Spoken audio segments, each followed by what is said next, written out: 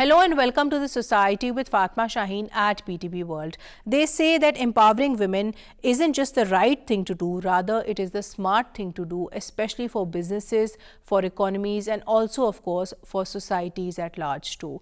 The question then is, to what extent have we as a Pakistani society been able to do the same? And this is something upon which we'll be shedding light today. Overall, we'll not only be talking about women empowerment per se, but we'll also be talking about the challenges that working women in Pakistan, especially those who belong to male-dominated professions, they particularly face. In this regard, we'll be talking about, the fact that in often, in cases more than one, we see that women, they are subjected to harassment. We also see, cases of gender discrimination. And then, of course, these increasing concerns where women complain that they might not be given the same pay as that compared to that of their male counterparts. To what extent do our laws and policies take care of these issues, and to what extent have we as a society been able to implement the same? This is something upon which we'll be shedding light. Overall, we'll also be talking about the visionary women empowerment initiatives that we do see coming up, especially, of course, with the presence of Pakistan's first female Chief Minister, Maryam Nawaz Sahiba.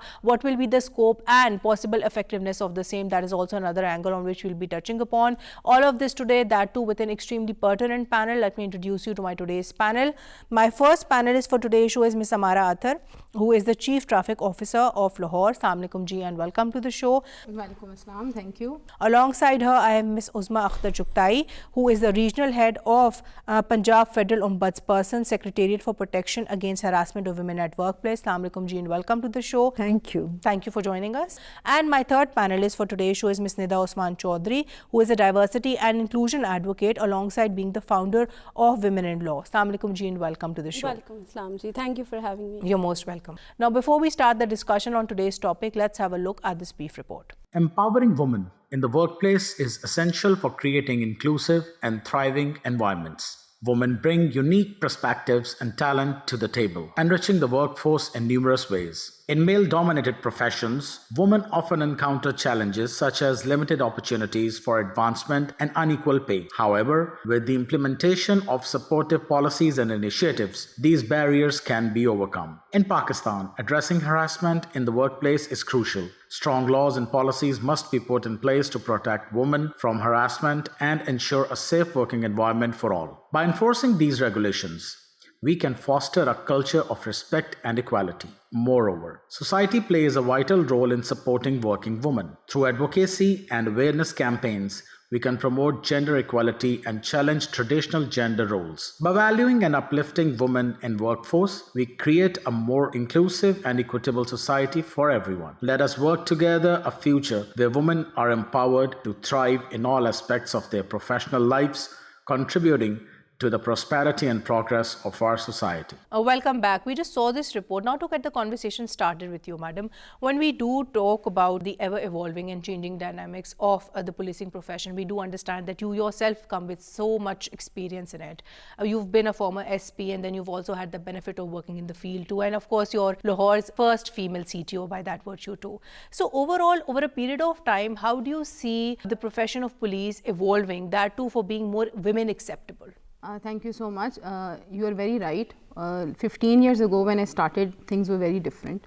The attitudes of people and the society and even the senior officers and junior officers, it was not as it is now. So what has really happened is that over years, we have become more open to the society. You must have seen that we are growing into a more inclusive organization. True. We are focusing less on, we are not a closed organization, which traditionally police has always been. Exactly. So we are more into like including the communities that we are working for. The communities that we are going to serve, they should become part of the policing decision making, decision making of police. So earlier it was more of a male dominated organization, within and outside as well. It was difficult for women victims, complainants to reach out to police. The notion of being a police officer was in itself very masculine. You had to be a certain way, you had to be aggressive, you also have a certain physique. Yes, exactly. But those things have really changed. Exactly, those things have also changed, and even the outlook and the attitude towards female complainants has changed a lot. Easier for women now to access the police stations, general police stations, and go and talk to an SHO. Earlier, she always needed the support of a male family member or a friend who could help her and take her to the police station if she had any problem. So that has also changed. Then having more women in police. When we started off in 2008-7, we were about 0.6% of the total women police force, of the total force. Now we are around 5%. Right. So that is a huge increase. The best thing here, madam, is also seeing more younger female officers, and I think in this regard, recently the incident that we saw where Exactly. this remarkable and very inspirational ASP Sayyeda Shehrbano, she came to this women's rescue. So I'm sure there are so many other examples like these. Yes, true. Right. Coming towards you, madam, when we talk about the Pakistani judiciary, and if I was to quote some statistics, there would be that only 17% of judges, and more particularly 4% judges, exist in the high courts. Now, as somebody who's had that opportunity of working as an additional district and a session judge yourself, how women inclusive, how gender inclusive do you find the mid-level or the lower judiciary in Pakistan to be? Truly speaking, initially when I started, there were hardly any. I was a batch of 2000, and I was the only solo for a very long time. Then even in civil judiciary, I mean, hardly about 20 women out of so many men there were. But after 2012-13, women were more inducted in judiciary on merits. That's the best part about it, because in judiciary we cannot go into quotas. We have to be competent, we have to be very professional, we have to have integrity so that people can trust us. So the change has come, it is evolving, and more women are coming. And although now, after a very strict system of inducting through examination, at least 20 to 30% are women. Definitely, madam, and this is extremely important, because if we are aiming to improve people's access to the justice system, rather the quality of the justice system itself, the decisions of the judges per se, then we need to have that female perspective in it as well. Coming towards you, Nida, I would want you to comment on this, but of course from the viewpoint of being a lawyer. So we understand you did start off your career working as a lawyer, and you did practice for some time too. But this is something that we generally see in so many women lawyers, that they graduate, they get that law degree, they go for their masters or their bar as well, but in the end somehow they don't end up practicing. So as of course a very accomplished lawyer in your own right, how would you explain this? I would actually agree with madam here that initially what you're saying was true, but in recent past we've seen that this is evolving and changing, and many more women are now not just coming into the field in terms of actual legal practice, but they're also reclaiming their space in many other affairs as well. And I think that resilience is very, very encouraging and inspiring. Having said that, I think, we still need, there's a lot more room, and there are many challenges that still need to be overcome, because they exist at personal levels, which come from the society, of course, where, as we all know, that there's a double burden on women. Right. They have domestic responsibilities as well, and nobody's sharing that burden at home as of now. Or as much as we'd like, people at home to be sharing that burden. But there are also structural and invisible barriers. Profession or the justice sector has been structured on how, it goes in terms of its technical requirements or the timings not being regulated and it requiring long hours. Organizational culture, because a lot of times we see, unfortunately, these biases, they stem from the law firm culture, so to speak, as well. Absolutely. So it's a combination of so many things. But I still feel all three of you here, she belonging to police, you from, judiciary at one point, and you of course from the legal profession, have done wonders in the sense that you have all set a mark for women to aspire to be like you. Madam, coming towards you, when we talk about this from the viewpoint of the work that you are doing on ground, we understand that you have taken not one, rather quite a few initiatives when it comes to protecting people, even women for that matter, in terms of ensuring their safety and security. So for the benefit of the audience, could you please tell us that what all has been done on ground in this regard? Thank you. You're right. We've recently launched an app on the directions of Worthy Chief Minister Punjab. It's called Never Again app. So it's like that, it's been too much, now we are not going to wear it again. Right. So we are not going to let it happen again. So it's called Never Again app. application. It's a women's safety app in which we have many different features, and one of the most important feature is that when the woman who is going to who is in a position or a situation where she needs the help of police, she is going to dial on 15, and immediately that message and that call will also send an alert to one of her relatives, whoever she will nominate in her app. Very interesting. Yes. So, and secondly, similarly, if she is in a trouble and she can't do much, she can just open the app and then she is going to shake the mobile 2 or 3 times, and that is going to send an alert. So there are about 10 new features that have been added, and I think that app is something which we need to be aware of, one, and secondly, we should encourage the women, especially those who are traveling and using public transport. Right. Those girls should have it downloaded in their mobiles so that they can actually make use of it. You can take the picture of the rickshaw driver or whoever is on the bus. You can take the picture and send that picture also to somebody. So yes, so Safe City is actually launching it, has already launched it, and there are women operators who are dealing with these type of complaints. So you feel very comfortable talking about your issues too. Exactly. So basically, all in all, the purpose of this Never Again app is not only to hasten the emergency response, but also to make sure that people get timely help. And in the longer run, it is also beneficial in the terms of also analyzing the statistics in terms of the crime rate too. So women, to start off with, they can reroute themselves accordingly. It's kind of a preventive measure too. Exactly. It will act as a deterrent in the society also. When men will know that women have this app on their mobiles, they will be very, very careful and everything. Right. So definitely this is a very remarkable step when it comes to ensuring safety of women per se. But how do you feel can it in the long run also be that right step towards advocating for or striving for gender equality? It's very important for the women to feel secure and safe when they're going out. No working environment, if it is unsafe, is going to help promote women, and they are not going to feel comfortable, and they are not going to work with their full potential. So it is very important that in her mind, in her heart, she is at peace and she is feeling safe, that she should have some sort of help or support system with her, and that is the one is safety app, and the second is that she should know that she can call 15 anytime she wants to. Right. Sometimes we take it for granted that everybody knows that this is a helpline. But yes, I've seen girls and women who actually still don't know that even there is 1043. 1043 that is, of course, very is another helpline. Then we have 1737, which connects the women protection officer with the people. Right. So do some sort of research. When all the women who are educated and who go out to work, they should know who are the people who are going to help her in time of need.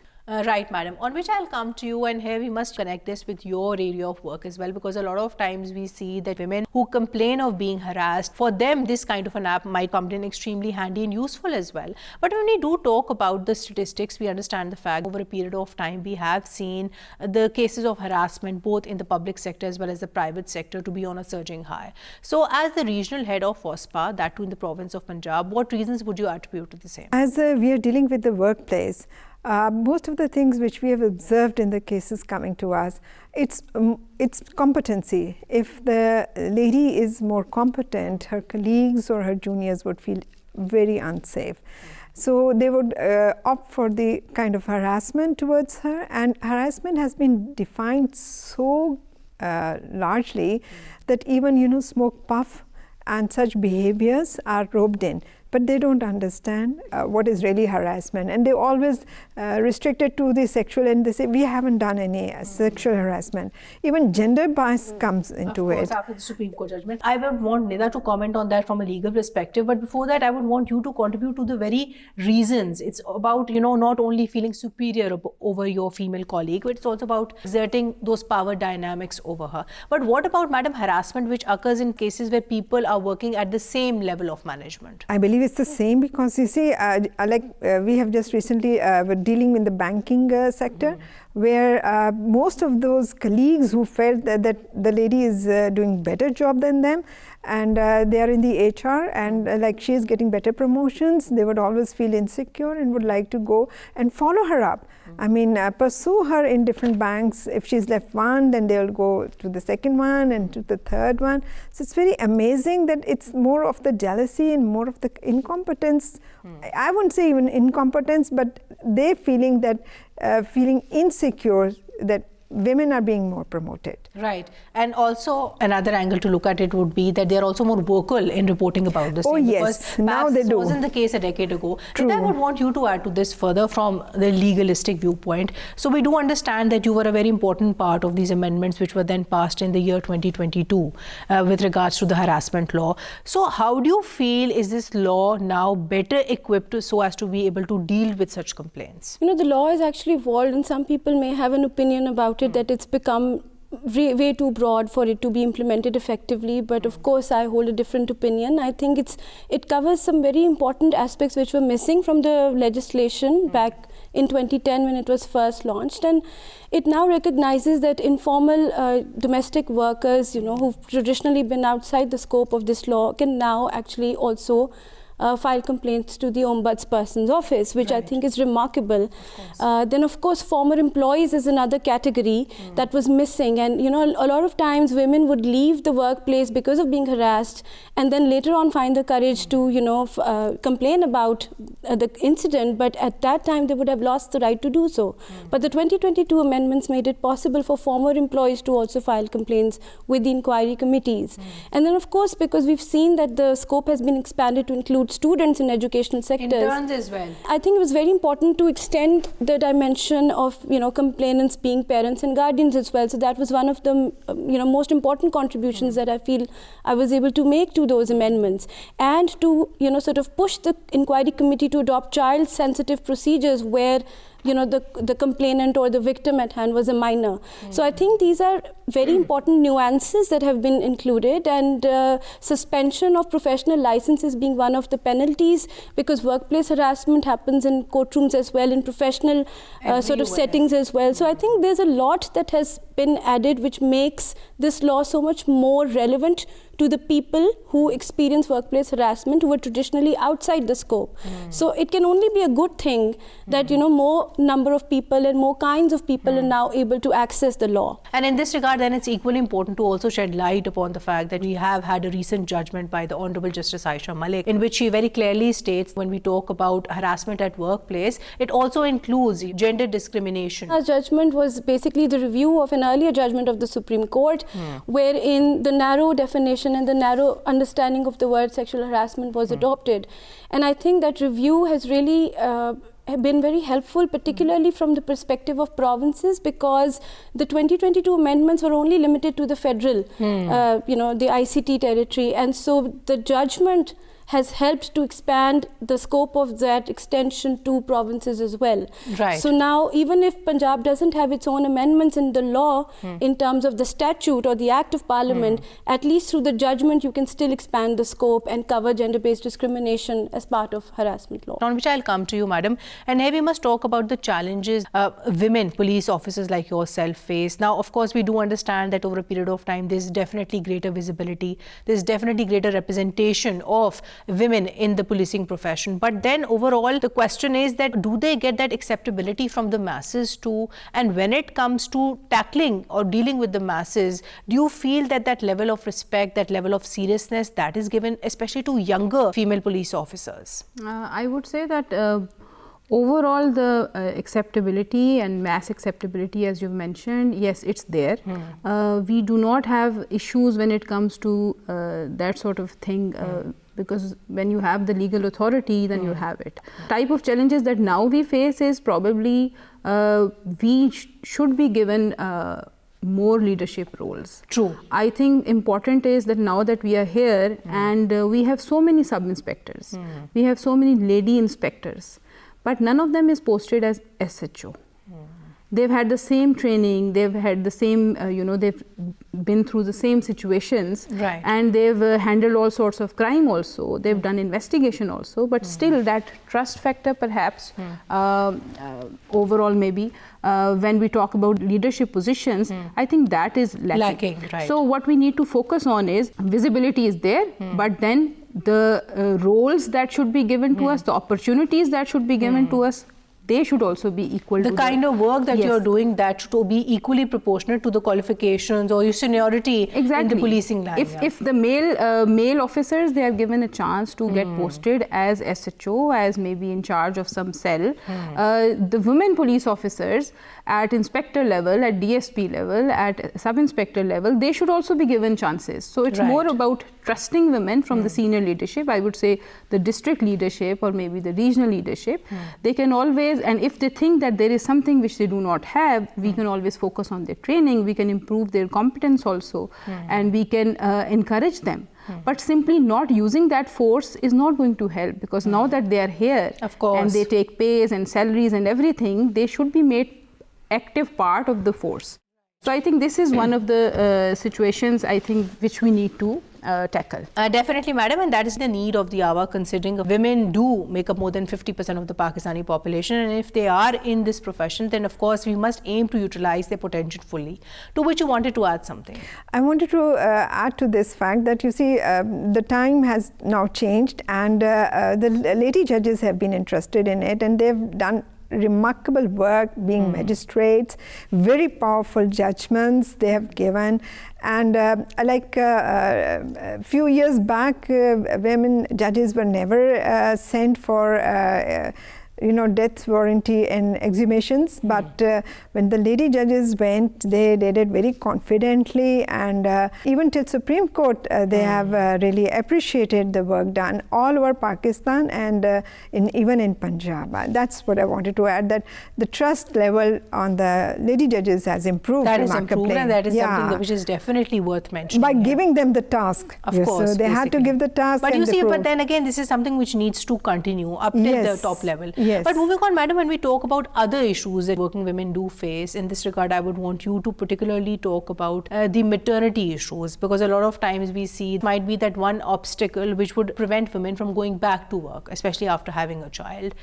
What are the laws on this particular issue, and how do you feel as a society have we been able to implement the same? In 23, the legislation has taken place where initially for the first child it's 180 days, then for the second 120 days, and then it is, I believe, 90 or 80, something like that.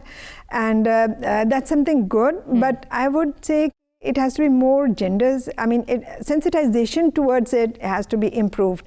For men, it's only 30 days in the federal, but otherwise it's 7 days. We should be more humane towards it. It's a family which we are talking about. They are humans, and so the laws should be accordingly, legislated to comfort them.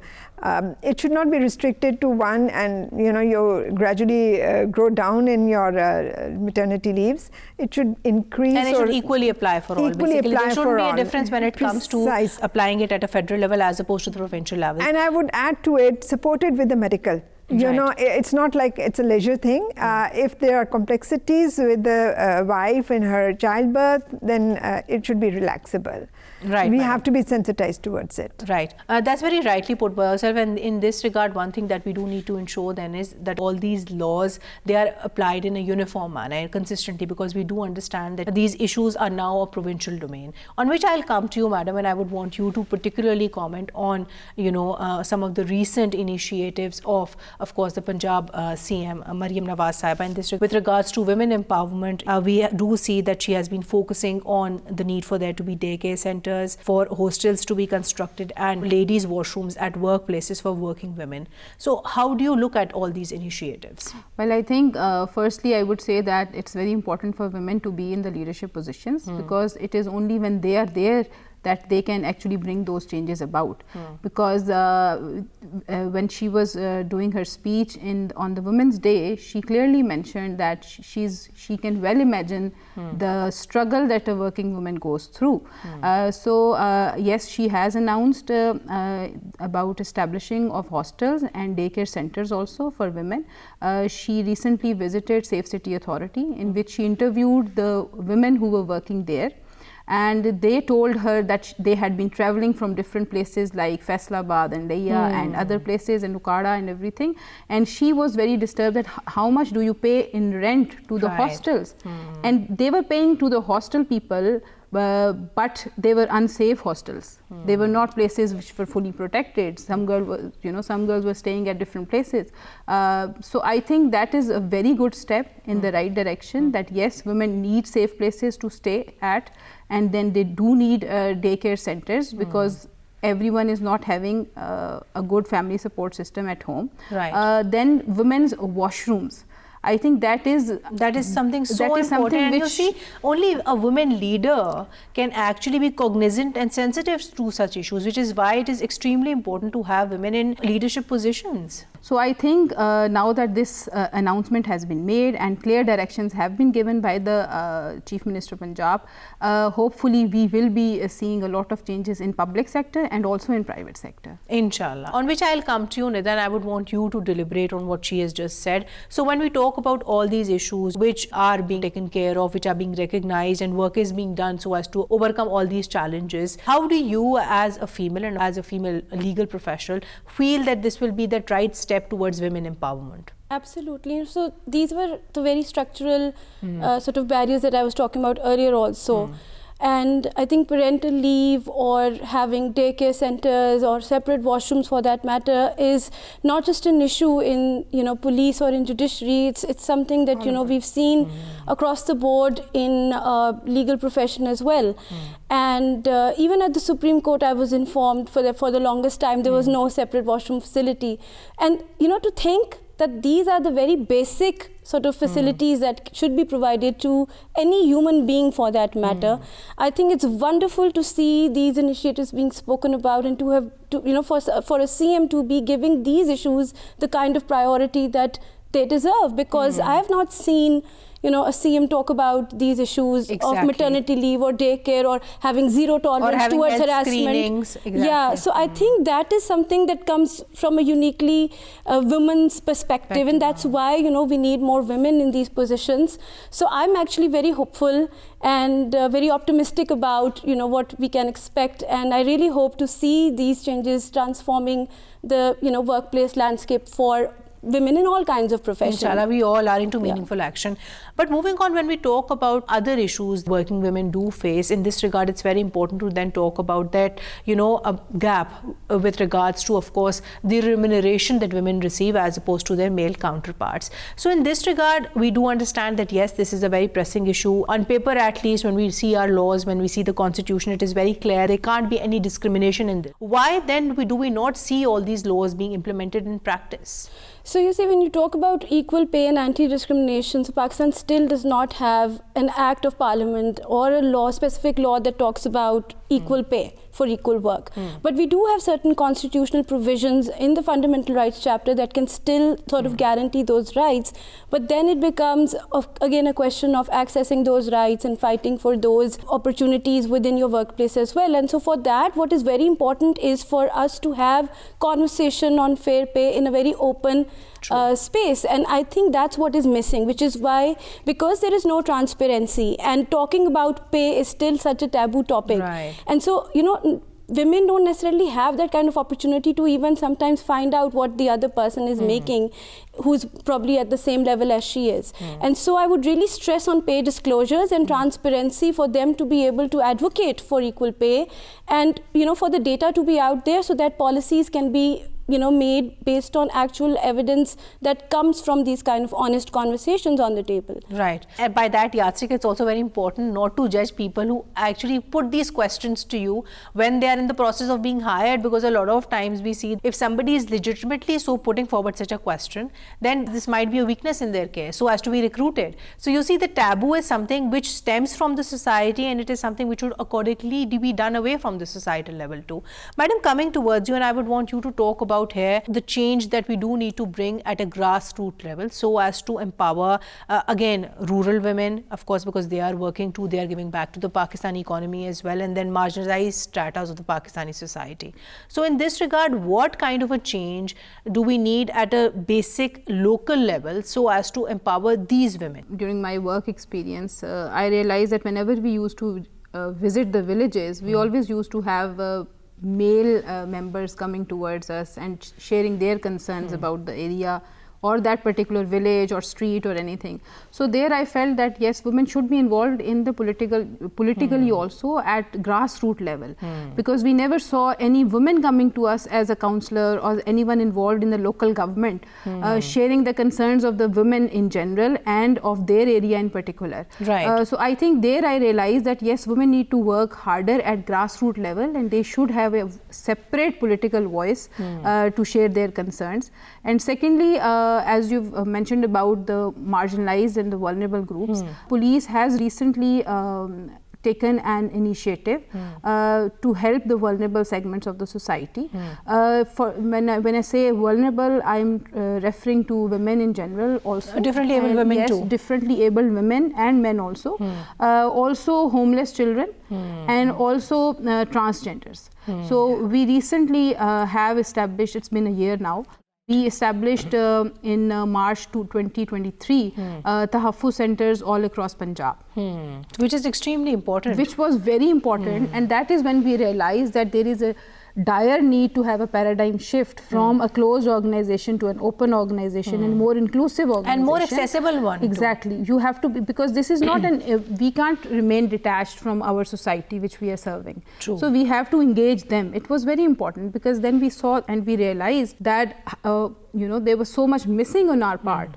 Because transgender community is a community which has remained vulnerable over decades, and they had no voice, and they were so hesitant when they in coming to the police stations to get their crime recorded or reported. Right. So we engaged transgenders, we engaged the women organizations, NGOs that have been working for women and providing shelter to them.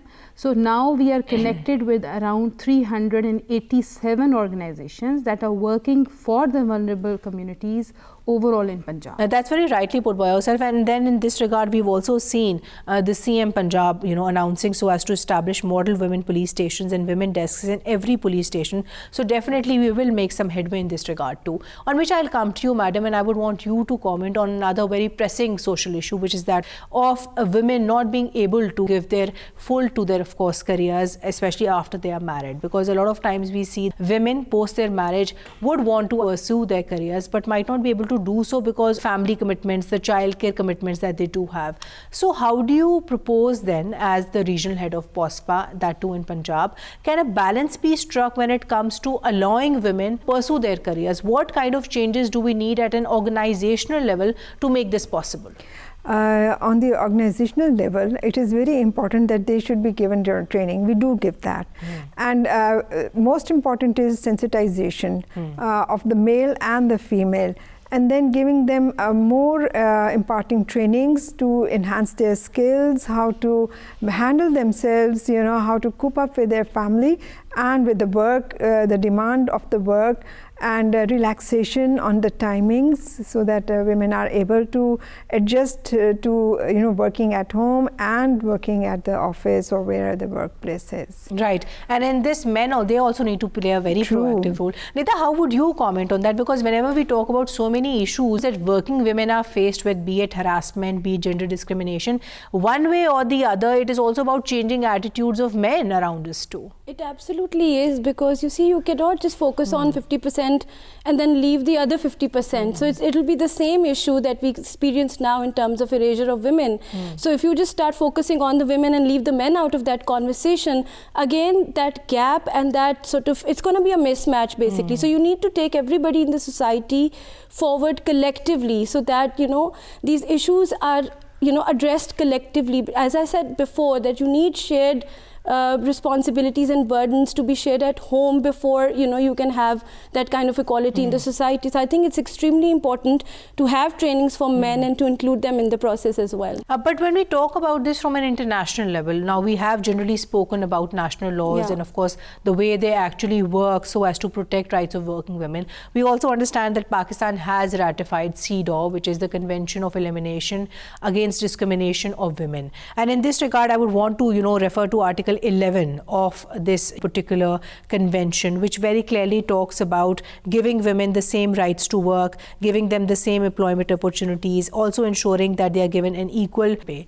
So when we talk about practically enforcing CEDAW, To what extent do you feel have we been able to do just that? So the last review at which Pakistan was supposed to submit its periodic report was in 2020. And after that, in February 2024, now our latest report was due, and the review for that is still pending. But on the basis of the review that the committee did of the submissions made by Pakistan in 2020, largely they were satisfied with the level of legislation that has been passed in order to meet the standards that are set in CEDAW. And a lot of legislation on, say, banning the sale of acid and other corrosive substances, or introducing the Transgender Protection Act, for example, and also the amendments to the criminal laws, particularly with regards to rape, they were all measures that were appreciated by CEDAW. So in terms of implementation, I think Pakistan does a really good job by passing laws. And I think the only question ultimately with regards to implementation boils down to lack of resources. True. And sometimes not having enough human resources also to sort of apply or implement those systemic reforms in practice. And I think that's where the biggest challenge is. But in terms of passing legislations, I think there has largely been, CEDAW has been satisfied on that front. Right. And once you have the laws, we feel that, that's the starting point. Right. So eventually, through the passing of legislation, the change is going to trickle down and the rules are going to be made. But there needs to be persistent engagement with the authorities to do that. And also, there should be no break in the political process for these kind of, legislations to then trickle down to rules and then into actual action. Right, and for this, the society again has a very important role to play, because Absolutely. you see, a lot of times, like you very rightly so mentioned, the laws are there, they are implemented too, but then again, one way or the other, the societal norms, they kind of hinder women's access to the workforce per se. On which I'll come to you, madam, and before we conclude today's show. So what advice would you give to young aspiring, women police officers when it comes to joining the police force? You of course do serve as a model for so many young women out there. So in this regard, from your own experiences and otherwise, what are the lessons that you've learned and what is the advice that you would want to pass down? I think it's very important for young girls to focus on their education and learning, because that is perhaps the biggest tool that they can have. Secondly, when it comes to joining police department is a very, very interesting and a very challenging assignment. I would really encourage them to join police department, not just because I am here, also because the society needs them, also because the women population of your country, they actually need you. Sometimes there are instances and there are crime scenes on which we never have women around, and the victim is women. Right. The person who has been raped, the child who has been raped, is a child, girl. So when we are dealing with such types of crime, it's very important to have women around that crime scene. Otherwise, the victim will never feel comfortable. So I think it is requirement of the department also to have women police officers as investigators, and their presence is very much required. Recently, the Chief Minister of Punjab has announced that the women quota in PPSC jobs has increased from 10% to 15%. Right. So I think that's a very, very good initiative. That is an opportunity we need to capitalize on. Exactly, and girls should know about it. They should try to apply for these type of jobs. I think it will be a great sort of an encouragement for all girls. Also, being CTO Lahore, I would like to say that girls who are here in Lahore, I want them to be very responsible and active and energetic drivers also. So we have recently established an Abshar driving school, which is situated on Jail Road.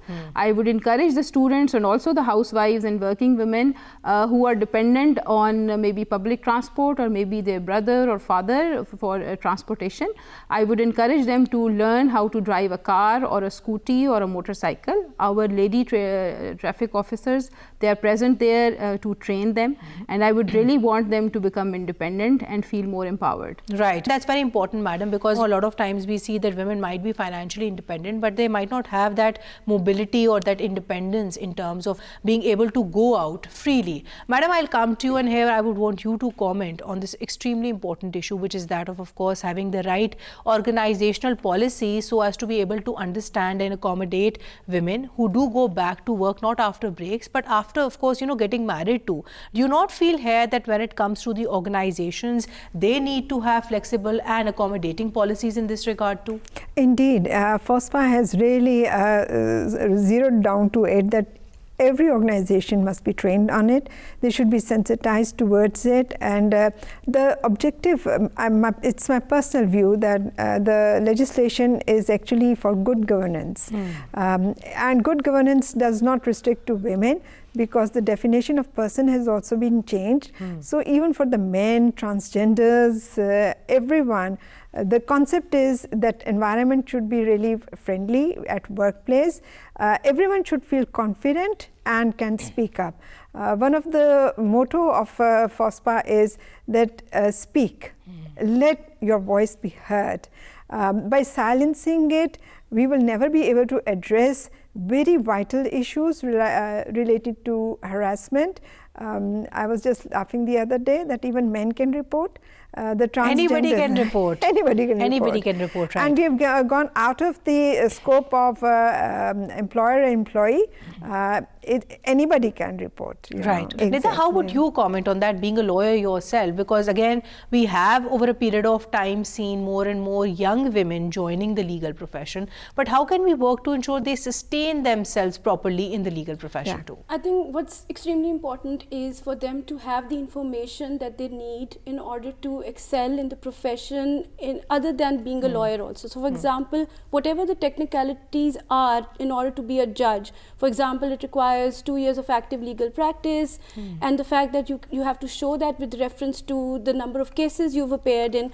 A lot of times, because women are not appearing in the courts, or even if they are, their attendance is not being marked, or they're just shadowing their senior counsel, their effort does not get reflected in the judgments, and as a result they get disadvantage from not being able to show those 2 years of active legal practice, and then they can't prepare for the exams. So I think if we continue to have these kind of technical requirements and not educate the women about it, they will continue to be sort of dropping out from the pool of candidates who are eligible to apply for these positions. That's so true. And then you see again, Nida, this is a process which needs to be continuous. And in this, I believe you've also been conducting some very successful mentorship programs. So you see, they are very important for women's career advancement as well. Absolutely. And I think not just the mentorship programs, general networking and social capital is something that women largely miss out on, because they cannot stay out of homes for that long, and they don't meet on golf courses on Sundays. So the networking angle, because it has a social angle to it as well. Absolutely. So I think it's very important for women to have the right information, guidance, mentorship